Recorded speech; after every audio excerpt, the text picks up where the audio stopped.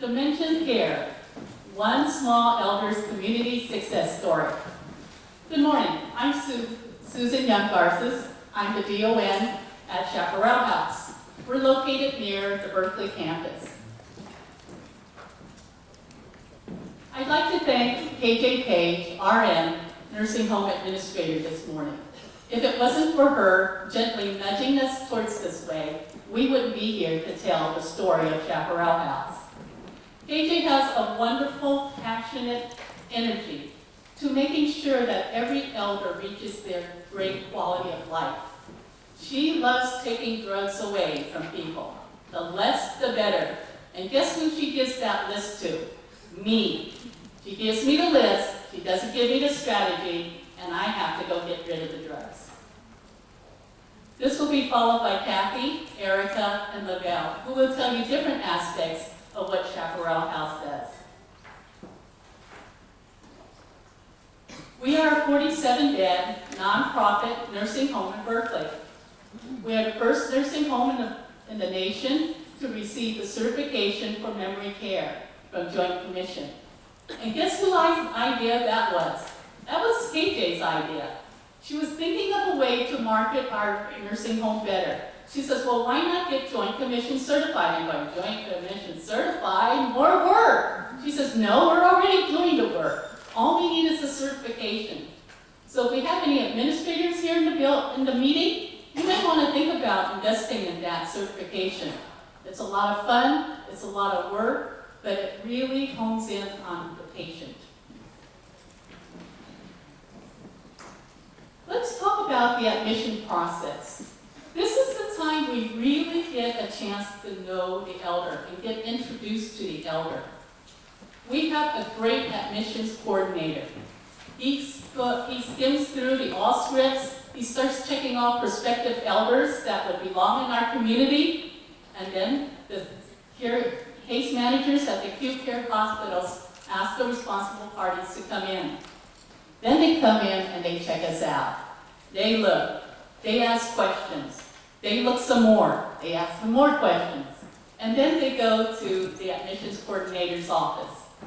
There they get a big stack of papers.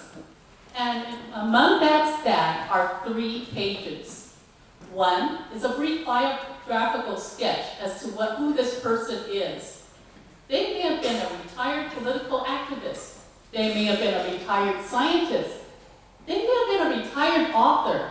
That's really important for us to know as to how to plan their care and plan their activities and to plan how we approach them. So you need to find out who that person really is, like Dr. Wasserman was mentioning. The other page among that big stack of papers that we include is their daily pleasures. How many of you wake up really early in the morning? How many of you are late risers? If you work in an elder community, that might make a difference. Maybe breakfast needs to come as brunch for you. Or maybe you need that coffee first thing at 5 o'clock in the morning. Sometimes that makes or breaks a person's day. So our elders are no different. Some are early risers, some sleep in until 11 o'clock. And that breakfast just sits there. It gets reheated later. So daily pleasures. The third piece of paper is just a very brief medical sketch of the elder and what their condition is. So I'd like to share with you one elder story this morning. I want to tell you about Mrs. Shakes. Mrs. Shakes went into the acute care hospital. She was suffering from a UTI. Oh yes, the frequent urination, the painful urination, and she was pretty sick. She began her treatment there, came to us, and we found out through that big stack of papers, she had another comorbidity. That was Parkinson's. That's why I call her Mrs. Shakes. Mrs. Shakes also had another condition, and that was scoliosis. And when she walked around our facility, she walked like this.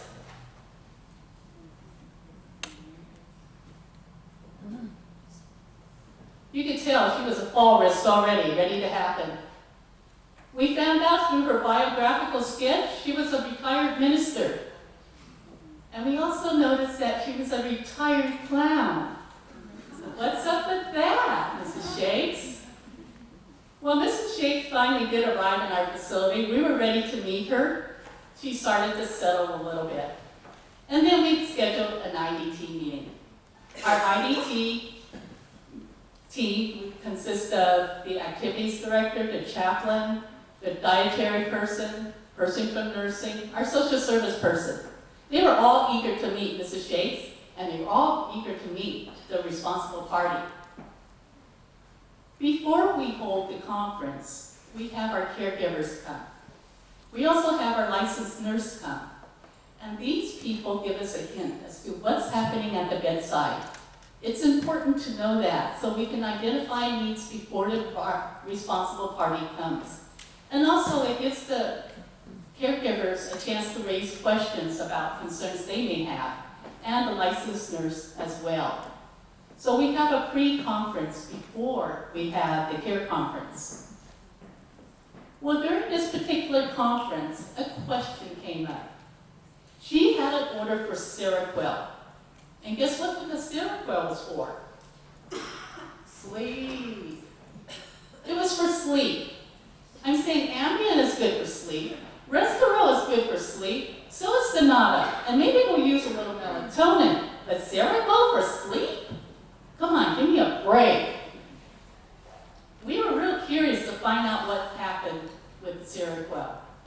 The responsible party had a story about the Seroquel. This elder had tried many other drugs in the past, but Seroquel seemed to work to help her sleep because she had violent nightmares. She said, this one seemed to work. We've tried different ones and don't touch it. The IDT began to work. They began to tell her about the risk of having a person on Seroquel. Why would one want CBA as a side effect for a drug? I don't know, but this one did. I don't think it's a good side effect. Why would you want somebody to have a greater risk for falls? Well, this one did. Why would you want somebody on Seroquel? This drug had a very strong possibility of lowering her sodium level. Seroquel did. Why would you want her on it? So we began to talk to the RP, and she agreed to have the drug stopped. So once I was informed of this, I had to get my weapon out. I had to talk to the doctor. And the next morning, the doctor came. I spoke to her. I said, Mrs. Shakes is on Seroquel. She's recovering nicely from the UTI. PT has already started. OT has already started. And the responsible party wants the Seroquel stopped. The doctor smiled at me, and she says, well, I haven't seen her yet. I'll go check in on her, and I'll let you know. And so the doctor scurried away, and I scurried the other direction. And guess what happened? I waited until she left the building, I scurried to the chart, and I opened the chart, and I noticed, no order. No order! The Seroquel's still there! Oh my, I need another strategy. The next week, I called and I faxed, and I reiterated to the relay person that we need the Seroquel stopped. You know what I got? Tapered to Seroquel 12.5 milligrams. Ugh, I wanted to stop, not tapered, but at least it's not increasing, right? We're going in the right direction. Well, the following week, I used the same strategy. I called, I faxed, and I waited. I get another order. Taper to Seroquel, 12.5 milligrams. Man, this is agonizing. I tried next week. I called, I faxed again, and I got an order to taper to Seroquel every other day and stop. Mrs. Shakes has been off with Seroquel for over a year. She has had no reports of violent nightmares. She is still walking, pretty much just like this. Still has her Parkinson's, still going outside of her room, doing her stretches on a yoga mat before she goes to bed, and she's perfectly happy. It takes a little persistence, it takes a little patience to get these drugs off. I have a hint for the DONs. We have any DONs in this room? Oh, good. I have a hint for you. Start with the people who have gone to the hospital and have been recently started on antipsychotics. Those will be the easiest. It may take days to weeks to taper them. And adopt these two phrases, taper in DC and say no to antipsychotics. The other piece of advice I want to give to you is make sure if you have somebody on antipsychotics, make sure they follow the survey audit tool that you have and you can look up online. You're going to need that when you talk to the surveyors. But other than that, get the antipsychotics out. Because you know what it is? Lesser is better when it comes to drugs. Non-drug interventions are better when it comes to quality of life. And don't we want our elders to have a better quality of life?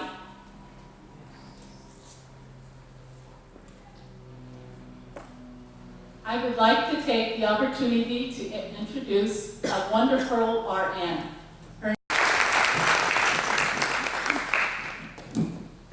Thank you, Sue.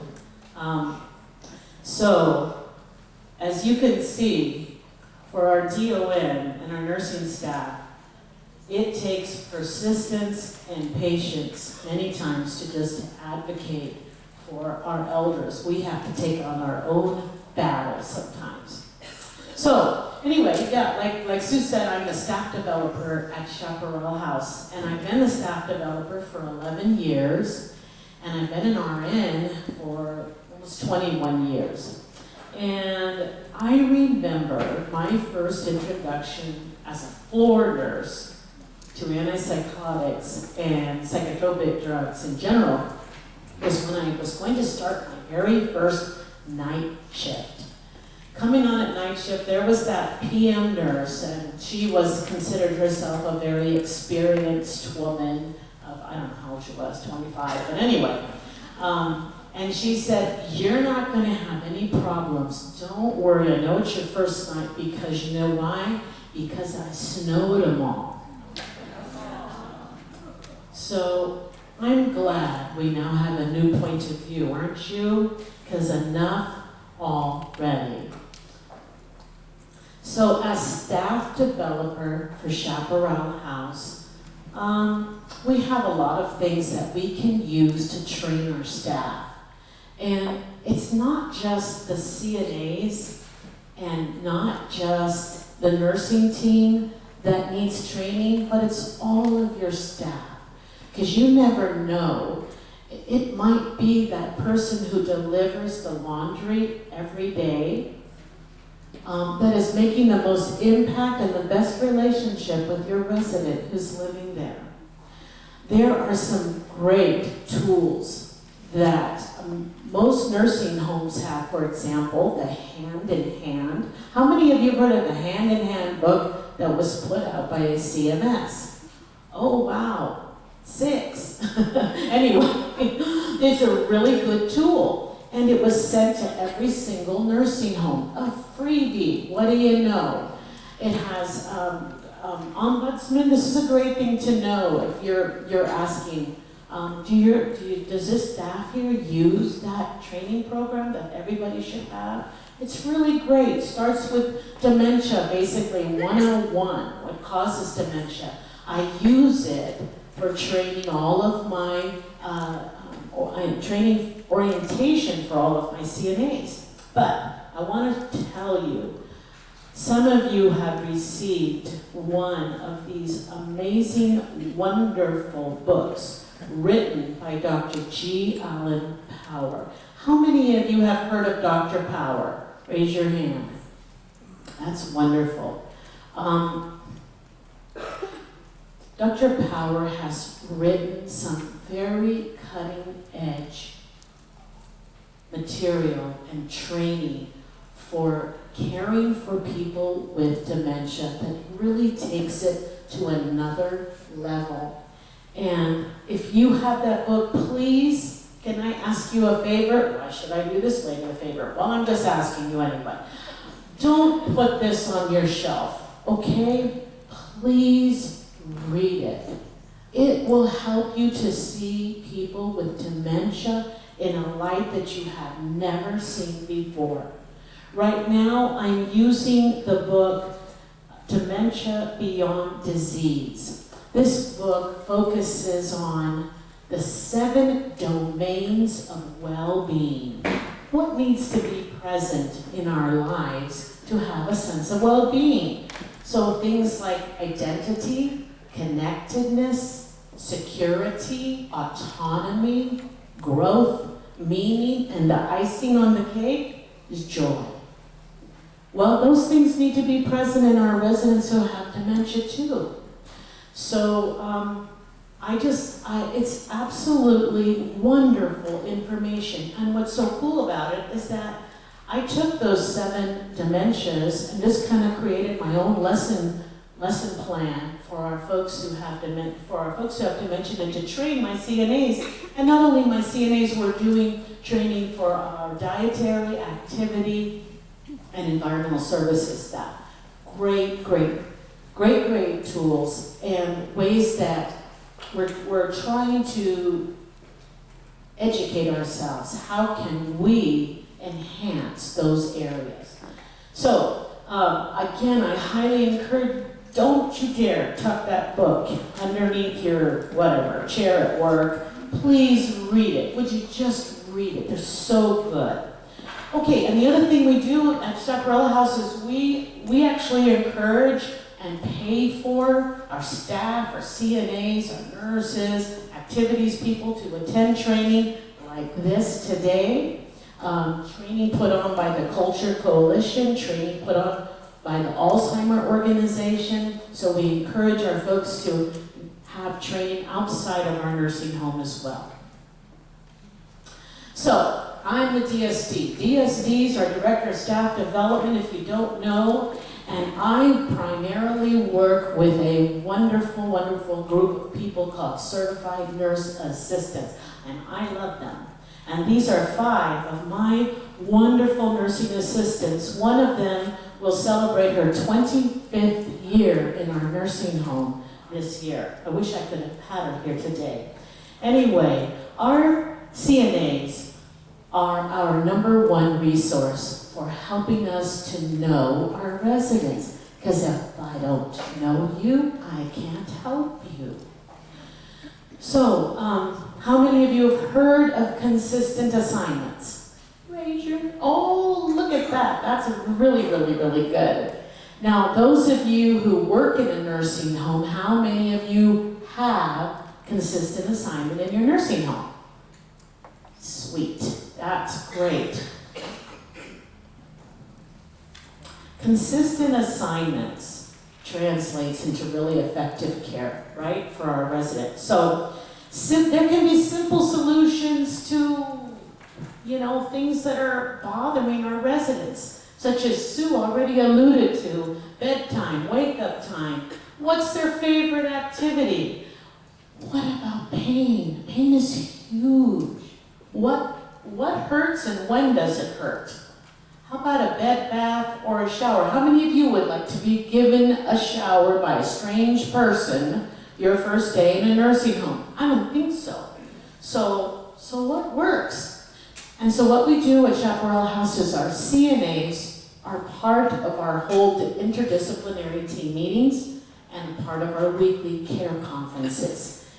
On any given day, a resident receives about 80% of their care from the CNA. Doesn't it make sense that they're part of care conference? It really does. So they share their information both informally and formally in care conferences. It's the type of details that only their consistent caregivers would know, yet those simple preferences are crucial to overall happiness and quality of life. So I'm going to share a couple of my stories here. And these stories are what I call success stories because they helped two of our residents. The first one I'm going to talk about is, well, I'm going to call Lucy up in that green sweater in the top there. Now, Lucy came to us 8 years ago. She will be 100 next year.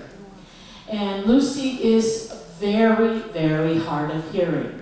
When she came to us, she didn't talk a lot. But right from the very beginning, now you're going to listen to something, so hear this. She said this most of the day. Mommy! All day. All day. Okay? When she was sleeping, she was quiet. But as soon as Lucy started getting up, that is what we heard. That doesn't sound very happy. Does it sound to you? No. If you're yelling for mommy, it usually means you need something. You need comfort, you need love, you need care. And so very soon we started kind of looking at Lucy and thinking, okay, what is going on with her? Why is she so upset? So one of the first things we looked at was pain. Because if things started if this mommy started when we were starting to get her up, we had to think of something hurting.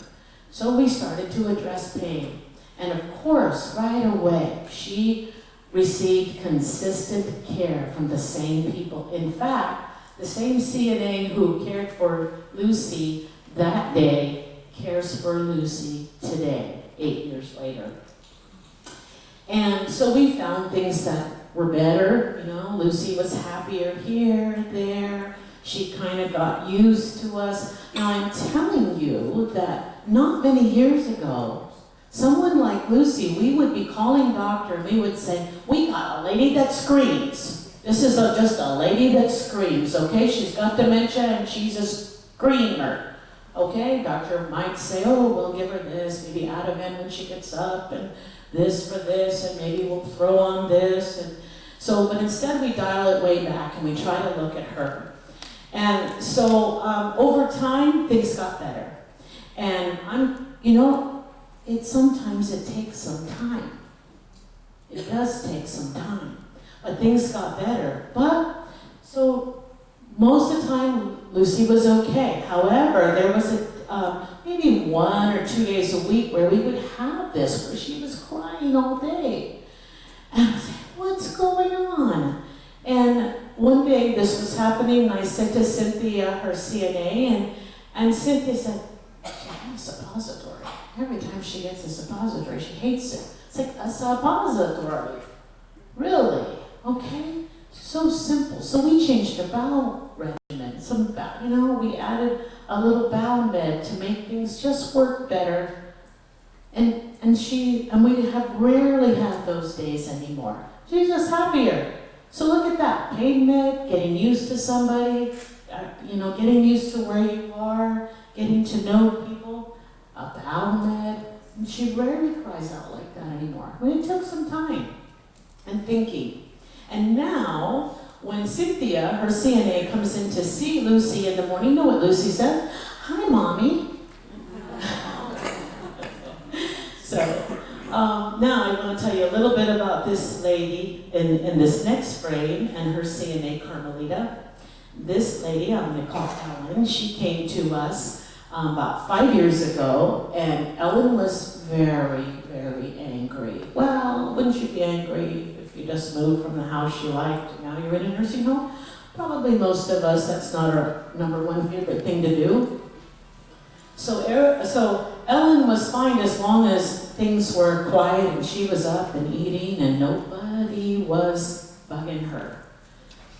But to help Ellen get up or to help Ellen have a shower, that was a whole other deal. And she was angry, very, very angry, and didn't want anybody to touch her. So you know what we used to call that? What do we call it? She's combative. or she's agitated. I hate that word, agitated. Do you ever get agitated? Just ever have a bad day and just feel agitated? Right? Does somebody throw some drug at you? I don't think so. Okay? Well, sometimes we just have a bad day, right? Well, anyway. So Ellen wasn't very happy. So again, we started looking at things like pain, but her CNA, Carmelita, found out a secret about Ellen, and that was that Ellen loved a good cup of coffee. And in fact, when she got her coffee, she was more than polite, saying thank you. And then she would say, the elixir of life. How many of you feel coffee is the elixir of life, okay? Okay, good news to know, good news to know. Okay, so anyway, so now Carmelita comes in, and by the way, Carmelita has formed such a wonderful bond with her that knowing that Ellen started calling Carmelita Miss Philippines. So Ellen is from Canada, so now Carmelita calls her Miss Canada. So she'll come in the morning and say, good morning, Miss Canada. And Miss Canada will, just kind of right in bed. She said, do you want to get up and have that hot cup of coffee? And 9 times out of 10, Miss Canada's just fine with that. This picture was taken. I asked Ellen, I said, Ellen, can I take a picture of you? Why? I said, well, I wanted to take a picture of you and your friend, Miss Philippines. And that's the picture I got. That changed everything. So I just want to say that, you know what? It takes one to know one. And I can't help you if I don't know you.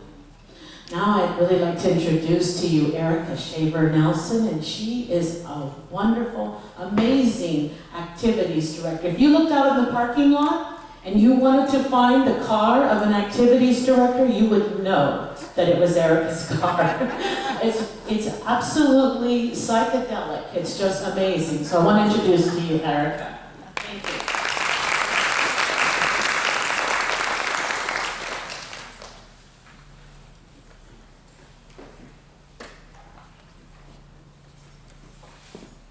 Good morning, everyone. My name is Erika, and I'm the Activities Director at Chapparal House. I've been there for 7.5 years. Before that, I was an Activities Director in Independent Living and Assisted Living. I've been working with elders for probably about 20 years in different capacities.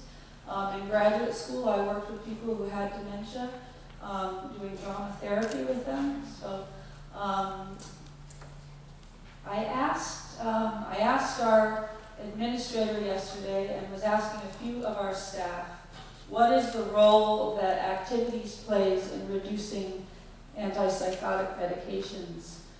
And really it comes down to creating an environment that feels like home, that feels like a community, where people feel connected to each other, where people have the opportunity to have as much interaction as possible with everyone who comes there. And for our residents, that could be anybody. That could be their doctor, that could be their nurse, that could be their CNA, that could be someone in the kitchen, that could be an activities staff, that could be a volunteer.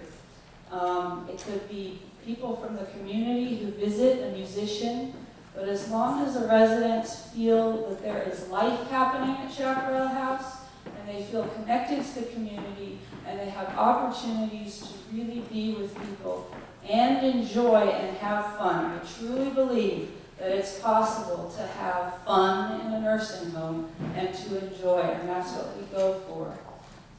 Chapparal House really values activities. I have 5 full-time staff.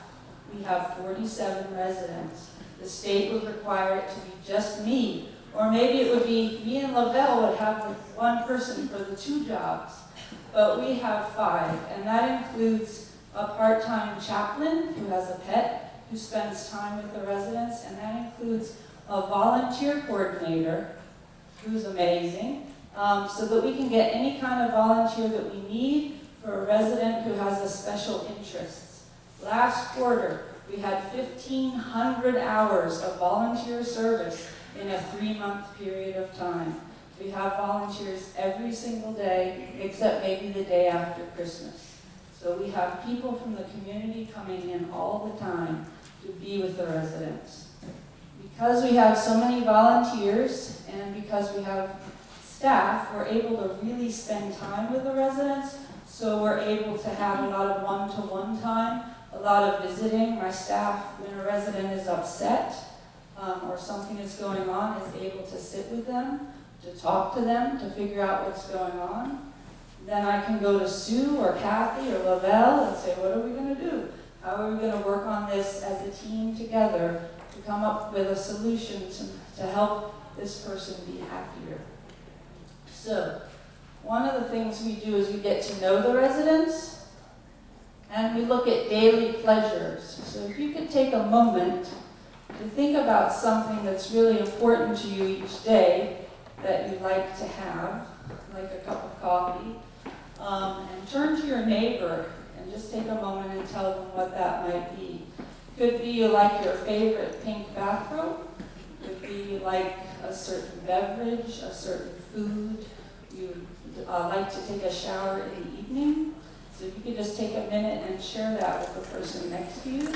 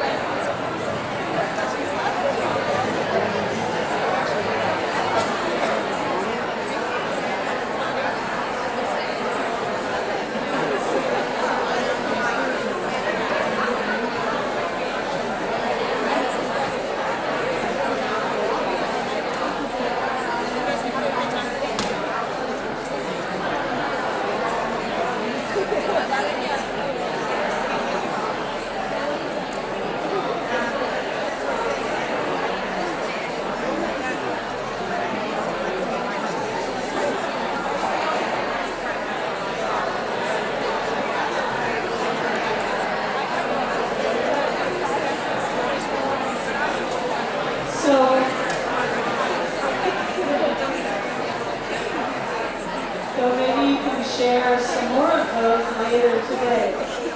But the second question is that, are those daily pleasures possible where you work or in a nursing home?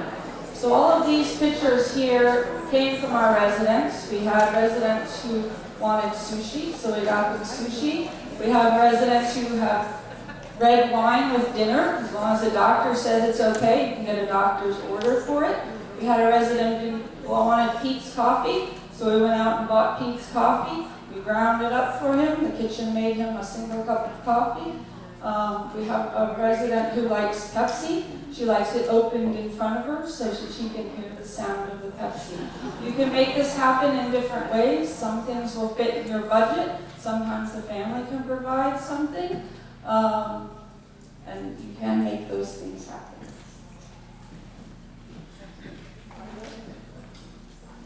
So along with, when a resident comes, we get to know them. Sometimes we get paperwork that comes ahead of time, or we talk to them so that we can figure out what types of activities they would like to do.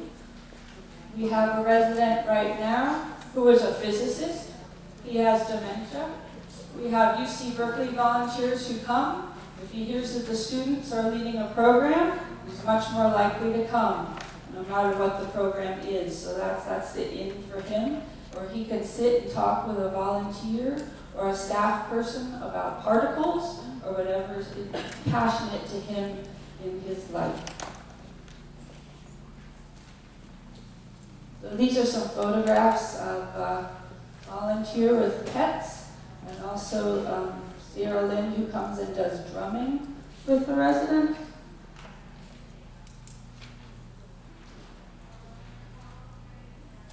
So really the focus is on enjoying being together and playful activity programs. So we have a resident who's in her 90s, and her husband died recently. And recently she told us in a resident council meeting, I just love it here. I am so grateful to be able to live here. And she also told us at a care conference that her goal was just to wake up every morning and enjoy life and try new things. She is in activities all day long, every day, does not take a nap. So these are some photographs. There's Sue and a resident. The middle photograph is from a party. So we have lively, fun parties. The one over here is from a prom that was put on by some UC Berkeley students. And they brought things to wear and took photographs with the resident. Some of the things that build a feeling of community or home and feeling connected is the language that you use. So sometimes my staff, when we're on an outing, will say, let's go back to the house. Meals and food is really important. We have a wonderful dietary manager who spends a lot of time with residents, learning what they like to eat, what their preferences are. We have big Thanksgiving meals where we invite families. We have big Christmas meals. We have about 50 people last Christmas. And that really makes a difference. And I really feel that the complaints have gone down from the residents as the quality of the food has gone up. So food is really, really important, including snacks. And they make wonderful smoothies and snacks throughout the day as well, based on people's preferences. So our residents can decorate their rooms any way that they like. We have had a couple of residents who had their pets with them. So we had 2 cats one time and a dog another time. And of course, the staff is very important. And I've talked about volunteers. Intergenerational programs. We have babies who come to visit all the way up through high school students. We have after-school kids who come every week. We've had relationships with a high school I've had a relationship with a high school for over 10 years, and they send students. So we try to have young people and of course pets around as much as possible. We're surrounded by a garden as well, so residents can go outside for that. So a plan for Rosie. Here's the difference in actually language that can be used in a care plan, but also your goal for somebody.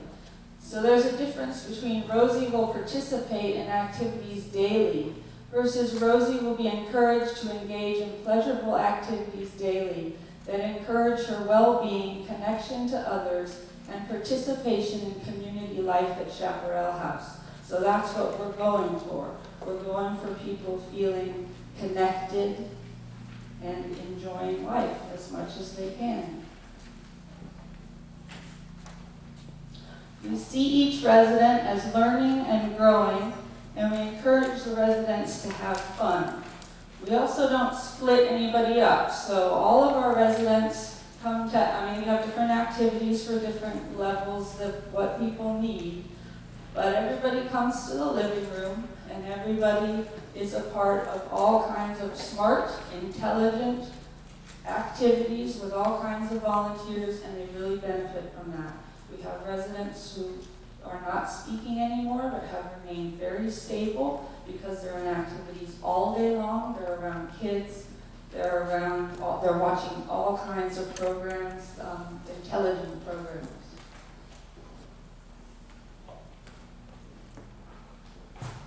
So that's what that is.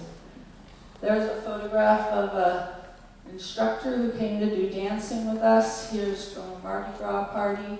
We go on outings with the residents, and we go close by so that we can take people who might get upset in the middle of the outing and need to come back.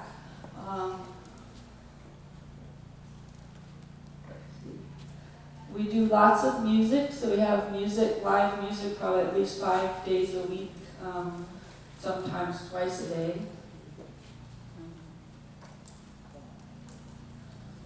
And so I wanted to share the resident Mrs. Shakes that Sue talked about.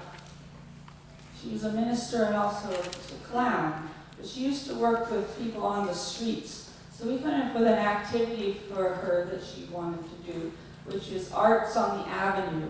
So we set up a table in the streets of Chapparal inside, and she can come up with an activity that she can do with people that come walk by or pass by, and she can interact with people that way. And another resident, called Molly, when she came to Chapparal House, she was on hospice and towards the end of life, and not smiling and not eating and not very happy. And within days, she was smiling again, eating again, comfortable, and wanted to get up to come to activities, and was determined to come to activities every day, even when she didn't feel very good, because there was something fun to come to, and there was life happening. And now she's reading on her own again. So she lays in bed and reads in the afternoon after she's come to morning activities. So then there's activities that soothe and comfort. So if a resident is upset or something is going on with them, we can sit and talk with them. But we could take them outside for a walk in the garden. So for some reason, residents, a cup of tea might soothe them. iPods are really good for residents with their favorite music. The resident that Kathy talked about, she's been listening to an iPod, the one who calls out, "Mommy, Mommy." She's been listening to her favorite music on an iPod recently, and it really, she'll sit there for hours sometimes, just listening to the music, and really is very calm. So we have a photograph of babies there. Pets, that's our chaplain in the middle. It's an interfaith chaplain and brings a pet. Dance, hand massages, manicures, those are all things that can be soothing for people. So the key to activities is community and fun. So the number one thing is that the residents feel that there's life happening. They feel that there is life happening and things to participate in, and that they can connect with people every day, that there's someone they can look forward to see in the morning when they get up, and that there's activities that they can look forward to, and also having fun is really, really important. We do a lot of imaginative programs as well. We didn't bring our hats with us today, but we do a lot of imaginative programs which work really well for people with dementia and being playful with them. I thank you very much.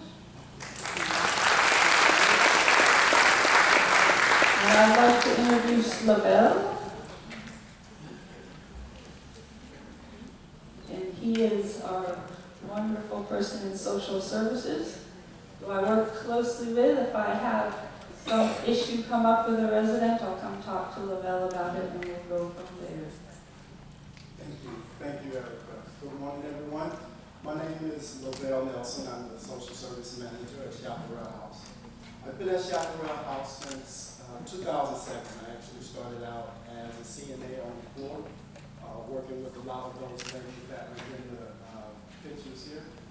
2011, I was asked to take over the role as social service manager. And I just wanted to share a few things that the social service role plays in reducing antipsychotics in our facility. The first thing that we do when we have a new admit comes through, and we're sitting down with the family or the resident, filling out the informed consent, we like to talk to them about the role.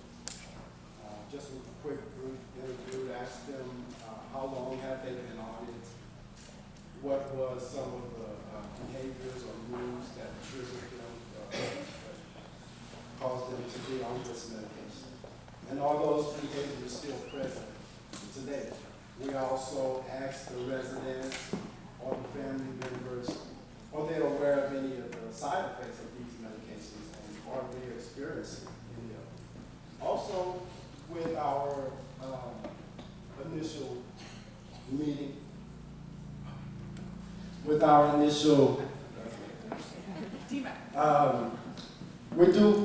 conduct essential interviews with our residents to just get an aspect of their moves, their cognitive status, and see if there's any depression with them. Another role that the social service play in reducing antipsychotics in our facility is through our care conferences. We continue to address the needs of our short-term and our long-term residents. It also gives an opportunity for all disciplines to contribute and evaluate. And I feel that the most important part is our CNAs and our nurses when they come to our pre-care conference. It allows them to report any changes and give suggestions to improve care. Also, for the families have a lot of vital information. It provides a forum for families to communicate their goals and concerns and establish a comprehensive compact.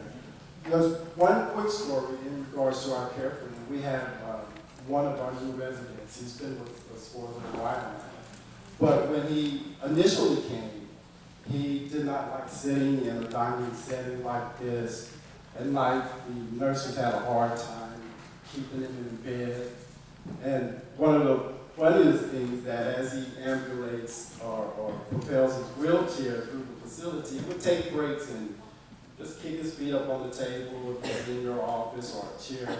So when we had the initial care conference with his family, his son, and we brought up some of these concerns because he wasn't eating and he wasn't sleeping much. But his son gave us a little bit of insight that his dad was never the one to go out and eat in restaurants or even at home. He didn't sit at the table with the rest of the family, grab his plate, and sat and watch TV. And that's also where he slept at a lot. And he also mentioned that when he used to come and visit his dad at work, that's the one thing that he remembers. His dad would sit at his desk, prop his feet up, and read the newspaper. And with that, that gave us a lot of insight on how to care for him. This resident now, he eats his meals right there on the couch and he takes his naps throughout the day, which I get a lot jealous about. And again, you know, it really helps the nurses to take care of him. Better, like you said, person-centered care. Another role that the social service play is with our psychotropic review committee meetings. It's just another IDT forum that approaches reducing antipsychotics in our facility.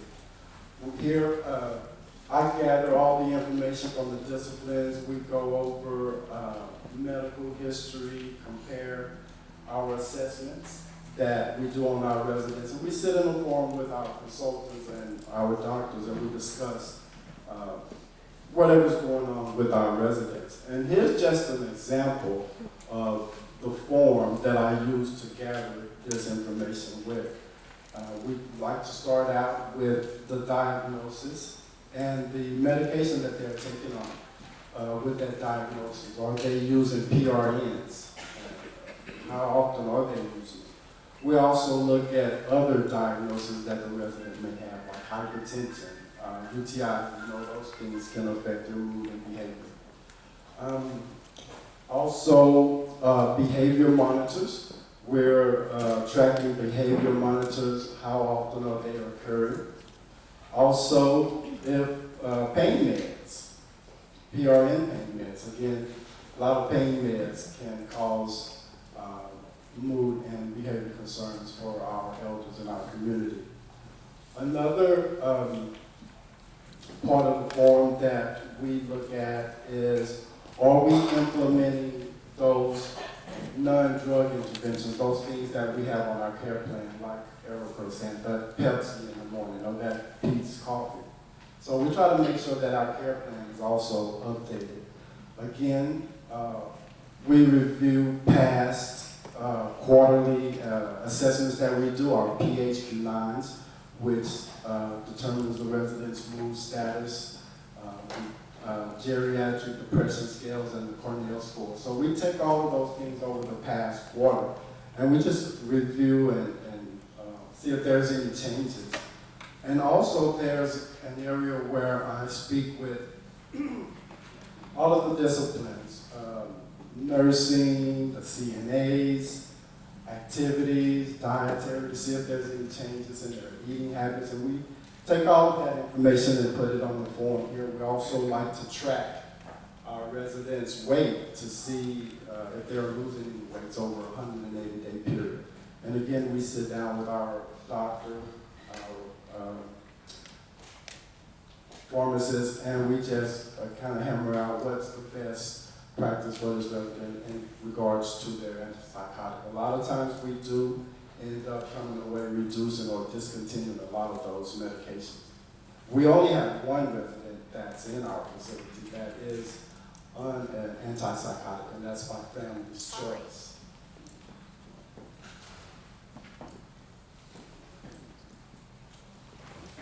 And another resource that we have, this is a new resource for us.